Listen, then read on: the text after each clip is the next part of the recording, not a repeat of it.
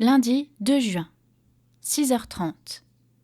Dynabit, Jane. À 6h30, mon réveil sonne. La bouche pâteuse et le filet de bave aux lèvres, je m'étire avec grâce avant de mettre à tâtons mes chaussons à tête de lapin, cadeau affectueux et légèrement gênant de ma mère. Il me faut toujours un certain temps pour émerger, et c'est au radar que je me dirige vers la cuisine, ouvre le frigo en clignant bêtement des yeux et attrape machinalement la bouteille de jus d'orange. Après quelques gorgées, je me sens redevenir pétillante, l'esprit alerte et vif, prête à conquérir le monde. J'étale avec enthousiasme beurre et confiture de poire sur mon pain et dévore à pleines dents mon petit déjeuner et Summer Key de Dmitri Gluko machin chouette chose qui. Il est parfois difficile de gérer et le livre et la tartine. Tel est le défi insurmontable du matin, sauver les pages blanches de la graisse et du sucre. Généralement, c'est un combat perdu d'avance. Autant dire que je ne prête jamais mes bouquins à personne. Ce n'est pas de peur qu'on les abîme, mais plutôt de peur qu'on ne m'en confie plus en retour. La douche est mon petit moment musical. J'aime me trémousser sous l'eau en rythme. N'y voyez aucune allusion déplacée. Vraiment. Je prie d'ailleurs tous les matins pour que l'isolation de ma salle de bain soit bonne. Puisque je n'ai reçu pour l'instant aucune plainte concernant un don douteux pour le chant, j'en conclus que oui. Je n'ai jamais eu un grand sens de la mode, à mon plus grand désespoir. Ma garde-robe est plutôt banale et je regarde souvent les arrangements vestimentaires de mes collègues en me faisant la réflexion que moi, j'aurais jamais parié là-dessus. Ce qui sur elle paraît naturel semble mal ajusté sur moi. C'est pourquoi le choix de ma tenue ne me prend que quelques secondes. Culotte au coton petit bateau, sexy, n'est-ce pas? Soutien-gorge non assorti, pantacourt noir et t-shirt bleu électrique, à peine fantaisiste. J'ai toujours eu la flemme de me maquiller, je saute donc allègrement cette étape. Une fois, un ami s'est permis de me dire que ce n'était pas étonnant que je sois toujours célibataire, vu que je ne faisais aucun effort. J'ai regardé son jean délavé et son t-shirt masculin d'un classique déprimant, ai fait une moue significative et lui ai aimablement suggéré d'aller vérifier dans un miroir si lui-même considérait faire assez d'efforts pour être attirant. Non mais sans blague! Dernière étape du matin, je prépare ma glacière pour mon repas du midi et enfile mon équipement de cycliste. Au moment de refermer la porte, comme à chaque fois, je me dis qu'il faudrait vraiment que j'adopte un chat pour pouvoir dire au revoir à quelqu'un en partant. C'est pathétique, je sais. Le jour où un félin s'installera chez moi, cela voudra dire que j'ai définitivement conclu que mon cas était désespéré et ne pouvait plus attendre. Comme je suis toujours en retard, je dévale les 4 étages de mon immeuble, sans ascenseur, sinon ce ne serait pas drôle, et saute littéralement sur mon vélo. J'aimerais pouvoir vous dire que ces 15 minutes de pédalage ont un effet bénéfique sur mes nerfs et mon corps. C'est vrai, pendant les périodes de vacances scolaires, quand la circulation est réduite de moitié. Pour le reste du temps, je dois réfréner une envie absurde de prier à chaque fois qu'une voiture me double comme un porc. Débat inévitable et sans issue du combat perpétuel entre cyclistes et automobilistes, ne nous engageons pas sur ce terrain houleux. Je dirais simplement que c'est pour moi un petit miracle quotidien d'arriver chaque jour à bon port, vivante et en un seul morceau.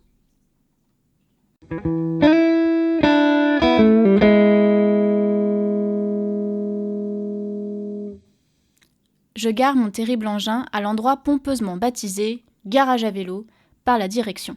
Un râtelier au sol posé à même l'herbe, très agréable en automne, hiver, printemps. Les lettres énormes qui écrivent fièrement sur le mur « Laboratoire Morphée » brillent sous l'effet conjoint du soleil et de la rosée du matin. Ça claque! Mais après tout, Morphée se targue d'avoir été le précurseur de la recherche dans le domaine onirique, et nous sommes aujourd'hui le premier laboratoire d'analyse de rêves de la région. Et oui, on peut s'en vanter, puisqu'au début, ce fut un véritable scandale. Il y a toujours des gens d'ailleurs qui sont contre cette pratique. Mais la majorité semble être tombée d'accord sur le fait que, tout compte fait, c'est bougrement intéressant de savoir ce qu'il y a dans l'inconscient des gens, et l'analyse des rêves est devenue un passage presque obligatoire de toute consultation pour troubles psychologiques ou comportementaux. A priori, il nous révèle ce que nous nous cachons à nous-mêmes, nos désirs, nos angoisses, des épisodes traumatiques de notre passé. Les miens auraient certainement faussé toutes ces belles statistiques, mais j'en parlerai plus tard.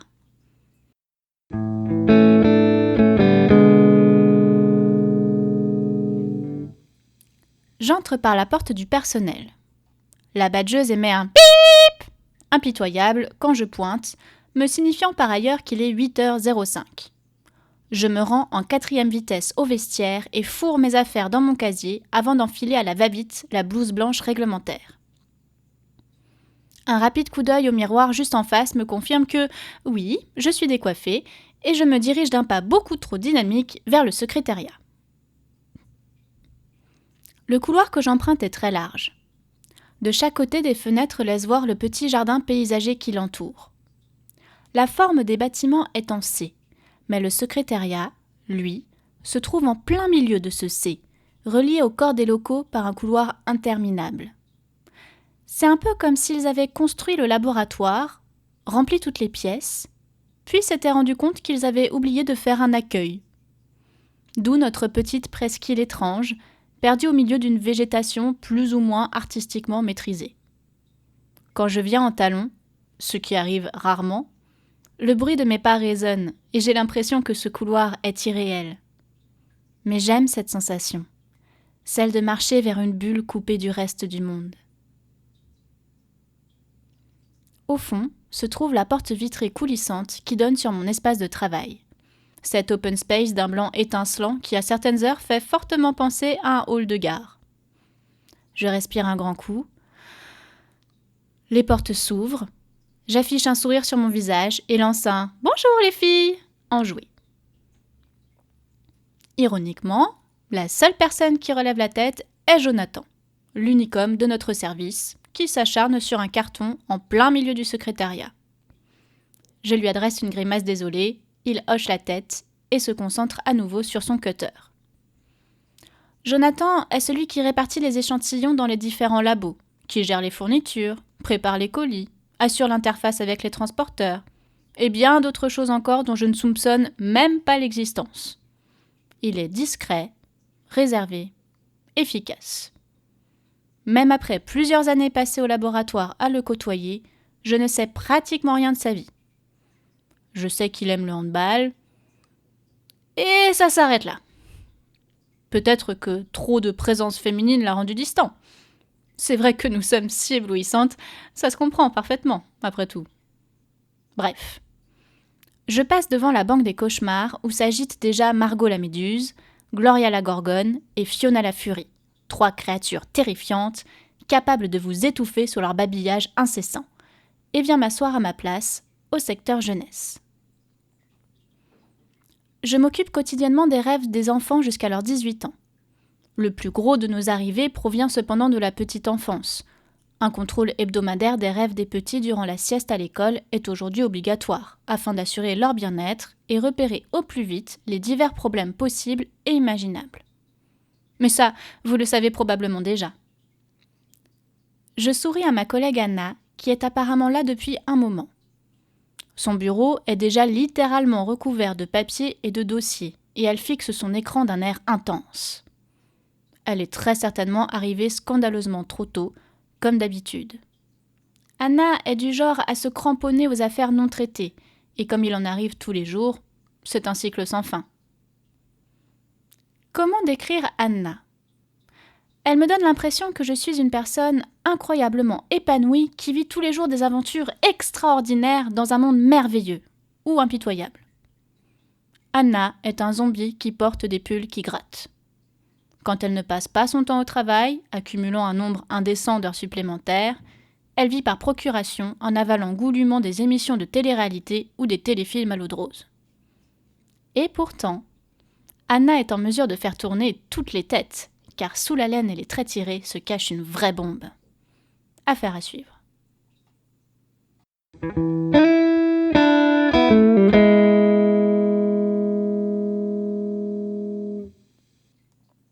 Je profite du temps interminable que met mon ordinateur en s'allumant pour installer mon petit bazar à moi.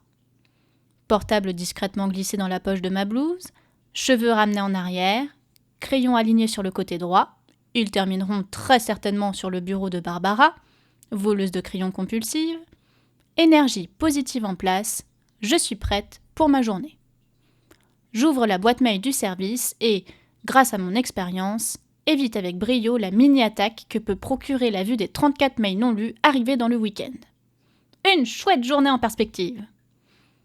Je viens de supprimer 3 ou 4 mails publicitaires me proposant d'acheter une villa en Provence, quand Léonie fait son apparition, à 8h20 exactement, laissant flotter autour d'elle une odeur fleurie exquise et une flopée de « Ah là là là là, il y a un accident sur le périph', je suis désolée, oh là là là là, j'ai 20 minutes de retard, oh là là là là là là !» Je lui adresse le sourire indulgent et tout à fait hypocrite de la personne qui, elle aussi, n'était pas à l'heure, mais se gardera bien de le dire, préférant passer pour quelqu'un de magnanime.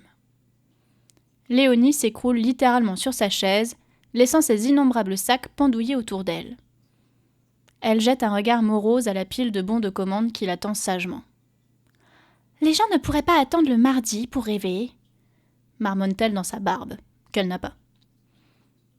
« Pourquoi diable es-tu chargée comme une mule ?» demande-je pour lui sortir de la tête toute idée de feu de camp à base de demandes d'analyse. Léonie soulève un bras, faisant danser les sacs qui y sont suspendus. « Sac à main, glacière, recharge de thé pour la pause café, livre que j'avais emprunté à Blandine. » Elle soulève le deuxième bras. « Commande de bijoux des filles !» Une pointe de fierté perce la voix de Léonie à cette annonce. Elle s'est récemment mise à la confection de bijoux et en fait profiter le secrétariat et les autres services avec une détermination digne d'une businesswoman. Elle faisait tellement peur que tout le monde a passé commande, même moi. Mais rassurez-vous, malgré ce sens des affaires inattendu, Léonie est une heureuse nature. Elle sourit tout le temps. C'en est presque louche. Mais elle est adorable. Toute douce. On aurait presque envie de se frotter contre elle comme un chat. Attendez, c'est un peu bizarre comme pensée ça, non ? Oubliez ça. Léonie, donc. 32 ans, une vie tranquille, un mari merveilleux, une maison en cours d'achat. Il ne manque plus que les enfants. Physiquement, c'est une mignonne petite brune avec un nez pointu, nez qu'elle s'empresse de fourrer dans ma vie à la moindre occasion. Je distribue ça vite fait et je me mets au boulot, ajoute-t-elle avant de filer assaillir le secteur adulte. Des exclamations extasiées ne tardent pas à en provenir et je secoue la tête d'un air amusé avant de me concentrer de nouveau sur les demandes exaspérantes de mes clients préférés.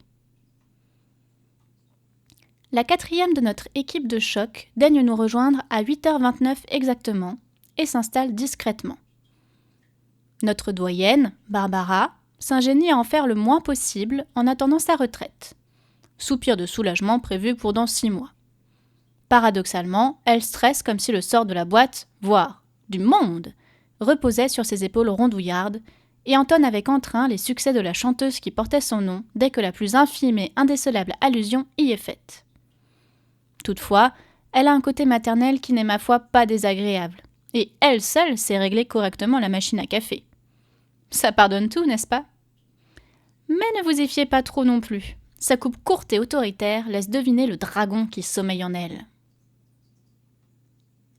Le téléphone sonne. Je retiens un grognement mécontent et saisis mon cahier de suivi. C'est une ligne directe et non le standard. Je débouche mon stylo, mets le casque sur mes oreilles, affiche un sourire inutile et décroche en prononçant pour la première fois de la journée ces 3 mots immuables.